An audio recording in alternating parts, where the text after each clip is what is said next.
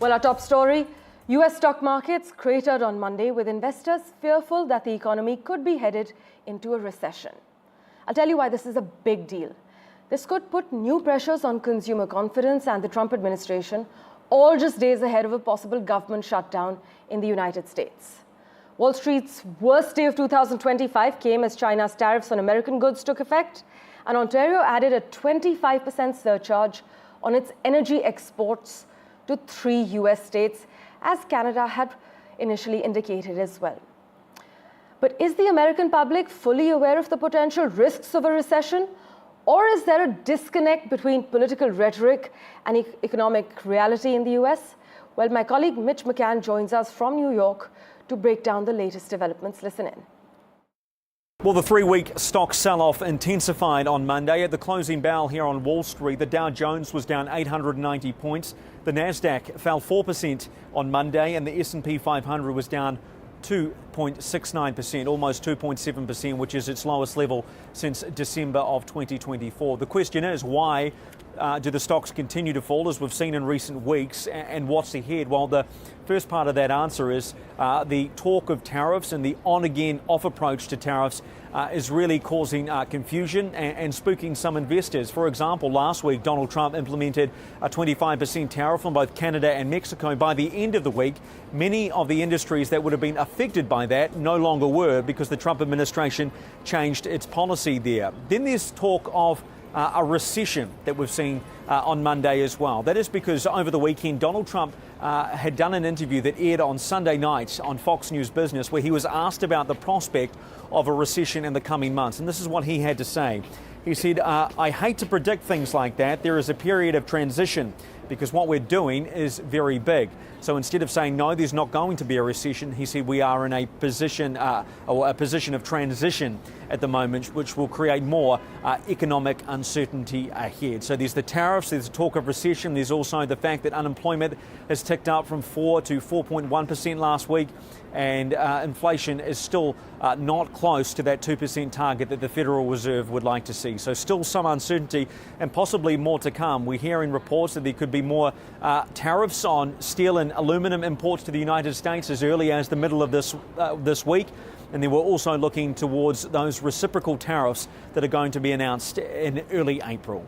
Mitch McCann, NDTV, New York. Also, my colleague Maha Siddiqui has been keeping a close track of the market sentiment. She joins us live at the moment. Maha, the sell-off came as Ontario put in place retaliatory surcharges on energy exports to Michigan, Minnesota and New York? That's correct. And this is, in fact, to be able to get back on the US, which has sometimes announced and then taken back the tariffs that we have seen, the 25% tariffs specifically, which were announced by Donald Trump and then paused for a bit. But many of the products and goods that are being exported from Canada to US already under the 25% tariff, because they are out of the ambit of the agreement between Canada, US and Mexico called CUSMA on the Canadian side.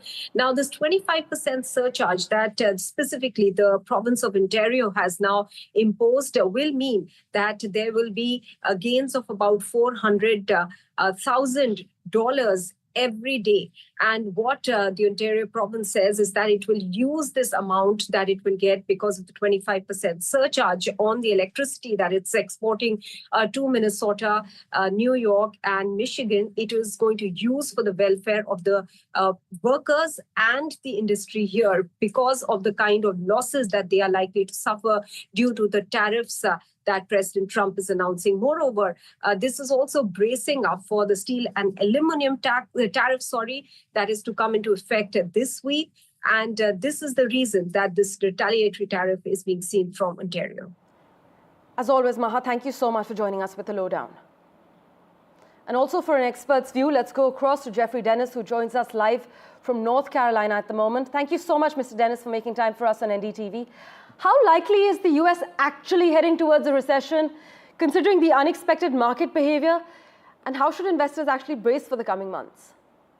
Well, I think the chances of recession have definitely increased and increased very significantly. I'm not sure we can actually say will be a recession at this point. I think it's Right. probably a 40 to 50% chance, but it's obviously gone up significantly, as indicated by things like consumer confidence, the ISM Services Index, the softness of retail sales in January. The employment report was okay, it wasn't great.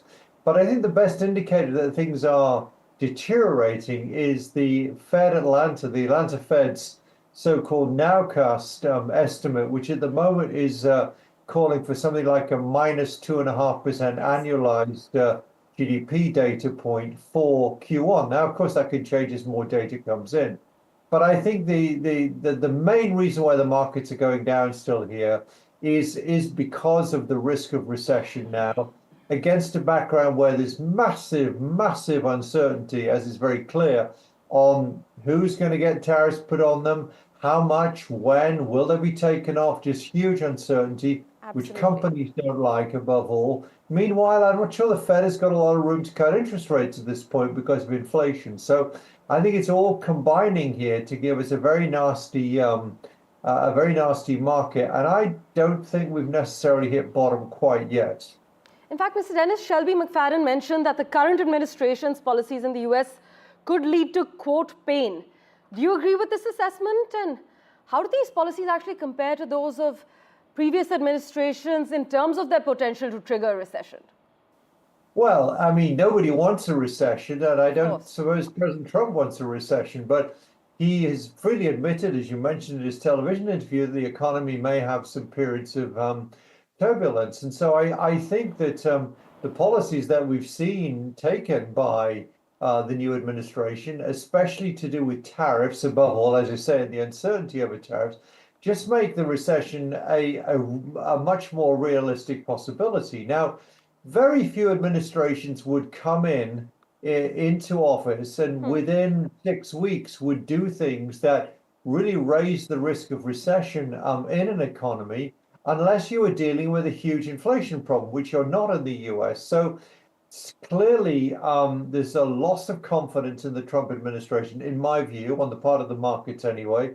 And the nub of the issue, sorry to repeat myself, is the uncertainty over the tariff situation worldwide. We are apparently, it looks like, heading for something like a global trade war. And the US economy doesn't like that. It won't benefit from that. And frankly, in the short term, President Trump doesn't seem to care.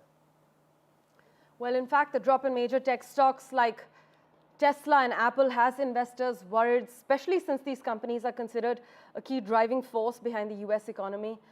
In fact, many are arguing, Mr. Dennis, that this is a stark early sign of a broader economic slowdown, but we still have some who say it's just a temporary market correction. Let's see how this pans out. Thank you so much for joining us with your comments on NDTV.